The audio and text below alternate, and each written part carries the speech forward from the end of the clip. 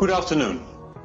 My name is Jan-Pieter Lips and I'm responsible for the Retail and Hospitality Solution area in Adyen. I want to start with a question. Have you changed the way you buy things in 2020? Have you maybe used grocery home delivery for the first time? Or maybe you've ordered your groceries and picked them up in store? Have you maybe pre-ordered your sandwich or coffee for takeout? Maybe you've scanned a QR code in a restaurant to see the menu. Or maybe you're lucky enough to live close to a Rituals. You've made an order and somebody from the store delivered it to you on their bicycle. If you have, then you're not alone. In the research we did for the retail report, we found that 27% of shoppers have been spending more online. 44% felt that retailers were using technology in the right way to make their products available.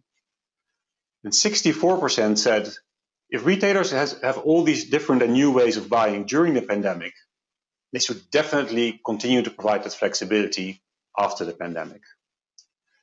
Because what the pandemic is doing, it's accelerating a number of long-term trends. It's like a leap into the future. One of those trends is a really exciting one. It is contextual commerce. Now, what is contextual commerce? If you look a long time back, if we wanted to buy a product, we had to go to a store. And then we got the opportunity to buy in the comfort of our home with mail order and then e-commerce, sitting behind our computer. And then, of course, tablets came and smartphones, and we could buy anywhere in the house and outside of the house. Now, contextual commerce is the natural extension of this. It makes it easier and easier for your customers to buy at exactly the moment that they want and without having to leave their context. So, without having to go to a store, without having to leave the social media channel or the game they're playing, without having to go to a transactional website. Contextual commerce solves friction, but it's the kind of friction we're so used to, we often don't even realize it's there. Until somebody creates a much better experience and our expectations are changed for good. Let me give an example. So let's say you want to get a coffee or a sandwich for takeout. We know we have to go to a store or restaurant, wait until we can order and pay, wait for the product to be made, then we can consume it. At Joe and the Juice, they make all their juice freshly, and that takes a bit of time. They realize that sometimes when their customers are in a rush, maybe they'll go to a competitor to get a pre-made juice, whereas they would have preferred a freshly made juice at Joe and the Juice. So they created a pre-order app where you can order your product, you go to the Joe and the Juice, it's right there waiting for you. And when the pandemic hit, this enabled them to continue trading in many of their stores. In my local Joe and the Juice, they put a table in the entrance. So I couldn't go inside. My juice was right there waiting for me. Now with this app, which also includes a loyalty program, Joe and the Juice also gets closer to their customers. And from before the pandemic to right when it started, the number of users of the app increased from less than 100,000 to more than 600,000. Another great example is Wagamama. Wagamama is an international restaurant chain serving Japanese-style food. They realized that it's not a great customer experience if guests, when they're finished with their meal, have to wait for a waiter to come and pay before they can leave. So they created an app where customers can pay their own bill, fill in the table number, pay their own bill, leave whenever they want. When they reopened after the first lockdown, they reopened as a cashless restaurant. And they asked all their customers to pay in this new way on their own phone, which 80% of customers do. And even though this is technically an e-commerce transaction, they're getting authorization rates of 95%. Next for them is also to add in the order in the phone. So the customer has full control over ordering and paying. No need to touch anything. No need to talk to anybody. Now you may wonder, does it take a lot of time and complexity to create these journeys? Well, we've seen from our merchants some really quick implementations of new flows. And a really impressive example is Bagels and Beans. In March, they had to close 82 of their stores, and they commissioned an external company to create a platform for ordering and picking up in store. And they told this company, talk to iGen, sort out the payments. 2 days later, the first payment was taken on this platform. And since then, tens of thousands of their customers have been able to continue enjoying their bagel. And when they reopened again, many of those people continued with that behavior. So now they have a really nice incremental channel. Now, a great feature of contextual commerce is also that it enables people to impulse buy. You see it, you want to buy it straight away. eBay and Pinterest have introduced visual search. So you take a picture of a product or a style, they give you instant opportunities to buy. This is also why we see more and more use of QR codes, because a QR code can take you from a visual stimulus straight to a transactional website. Now, this year was definitely the year of the breakthrough of the QR code. Everybody now knows how to scan one, and they've become really hard to miss. They're particularly hard to miss if maybe you found yourself in Amsterdam in the summer, and you went to the museum square. Rijksmuseum is the biggest museum in the Netherlands, and it's home to Rembrandt's famous painting, The Night Watch. Rijksmuseum is a very forward-looking museum. We're working with them, for example, on becoming a cashless museum. When the pandemic hit, they closed and then reopened at limited capacity. And they didn't want everybody to come into the atrium and then queue for their tickets. Much safer if people bought their tickets outside and only entered the museum when they already had a ticket. So they created the QR code, which links directly to their ticketing website. And they published that QR code around the museum, some a few streets away, but also one right on the middle of the museum. Now, of course, somebody has tested how far away they were able to scan this QR code. It was 150 meters on an iPhone 6. That's more than enough time to leisurely stroll to the museum whilst you buy your ticket. And because this is the Netherlands, it's even enough time to buy your ticket whilst you're on the back of a bicycle. Now, taking payments during a transaction, so on an e-commerce platform, in a store, that's something we've always been used to for a long time. But what if you want to take a payment outside of the transaction, maybe after the transaction, or upsell or service? That's where payment links come in handy. What is a payment link? It's a link that takes the customer to a payment page where they fill in their details and make their payment on their own phone or online. Let me give a few examples. Take an electronics retailer. Maybe they install a TV in the house of a customer. And maybe the customer needs an extra cable or they want an extra speaker. The installer probably has these products in their van, but how do you take payment for them? Through a payment link. Or take KLM. KLM does a lot of customer service calls with their customers through social media. So Twitter, for example. When a customer wants an upgrade or maybe they want some extra luggage, they can pay for it through a payment link. We see more and more merchants using payment links for customer service and upsell type situations.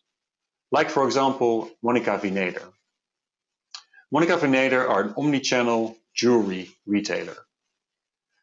What they find quite often, and I'm not too proud to admit that this happened to me more than once, sometimes people are a little bit late ordering a gift for a loved one. What then happens is a panicky call to the call center. And fortunately, they've got a thing called expedited shipping, meaning the product can still arrive in time for the birthday. But they had no elegant way of taking payment for it. So until not so long ago, what would happen is they would cancel the transaction, make a refund, ask the customer to make the transaction again, but this time with expedited shipping. Not a great customer experience. Now, they just use a payment link for it. Similarly, for repairs and for any exchange where an extra payment needs to be made. And the way they would characterize it is their backend system, which their customer service people use, can do a lot more than their front-end systems, which customers use and where payments are taken. So they use payment links to bridge the gap. They call it the smallest dev project that's had the biggest impact. And their staff love it because it enables them to provide much better customer service. And then finally, there's another really nice element of contextual commerce. And that is that more and more companies are enabling their customers to communicate with them in ways that those customers enjoy and are used to, like social media, for example. And this creates something you could almost call like a third channel. It's between e-commerce and the store. It's more personal in e-commerce, but you don't have to go to the store. A great example of this is rituals. Rituals have something which you could call a social order service. They enable their customers to talk to ritual staff via social media like WhatsApp or Facebook Messenger. It's a great opportunity for rituals to inspire their customers, show them new products. And it really flows like a normal conversation. It's really very conversational. It's also a good opportunity to point the customers towards certain promotions they're eligible for. And it's therefore no surprise that the average transaction value of this channel is 50% higher than the average transaction value of the e-commerce channel.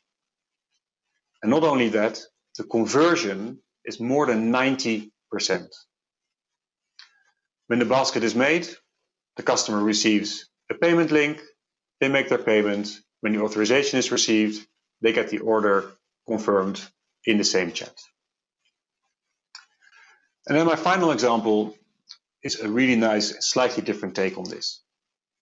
It's a company called Watches of Switzerland. They're an upmarket seller of watches.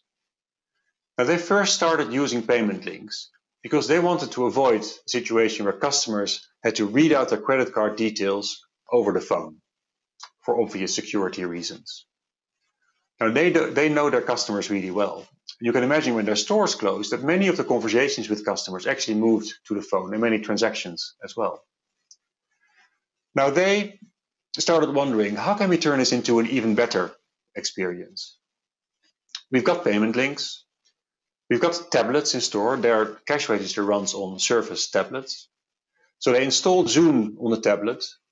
They created a simple scheduling tool on the website, and they launched by personal appointment. Customer books a time, has a Zoom conversation with somebody in the store, looking at different products, taking their time. When they've made their choice, the store simply pastes the payment link in the chat box of Zoom. The customer can make their payment, but they're still talking to the member of staff. And that's, of course, really important for conversion. Now, I like this so much because it's such a great experience they create with very limited means and in a very short space of time. Because you may be wondering, how difficult is it to create these journeys? And the honest answer to that is, it depends.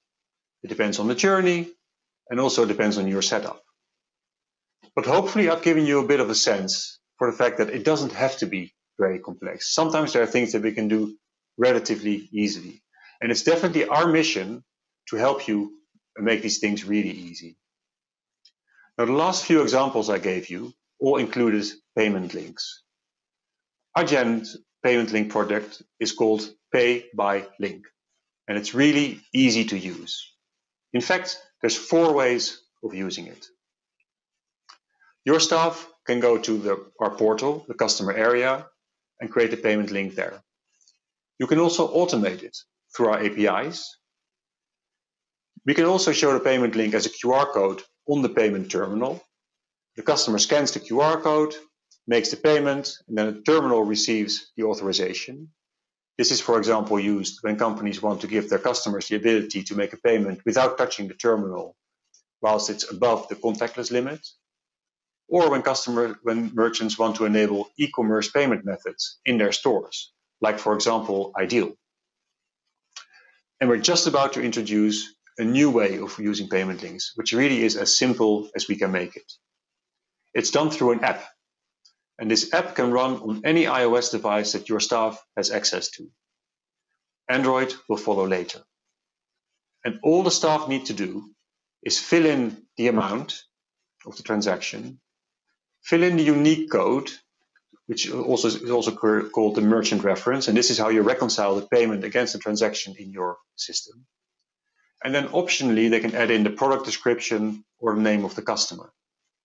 The payment link is then generated, and if the customer is standing in front of your member of staff, they can scan the QR code and make the payment on their phone. But if not, then the payment link can be sent via email or WhatsApp, sent to the customers, and they can make their payment there and then. So, hopefully I've given you a bit of a sense of the excited opportunities of contextual commerce. It's all about taking your store to the customer, making it easier and easier for them to buy. If you're interested in talking more about this, just let any of my colleagues know. We're here to help you grow. Thank you very much.